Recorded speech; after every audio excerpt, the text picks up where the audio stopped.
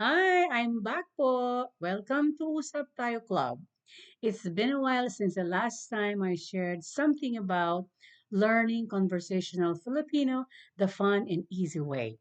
With my comeback, I'll be sharing you more helpful ways to learn the language, common expressions or daily expressions, and real life experiences that I hope you can learn from and relate to.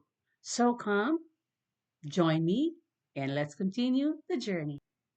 With my comeback, I'll be sharing you more helpful ways to learn the language, common words, everyday expressions, and real life experiences that I hope you can relate to and learn from. So, let's continue the journey. See you all. In this comeback too, I am excited to share to you the launching of San Diego Filipino Academy, which is proudly hosted by San Diego Filipino American Educators Association.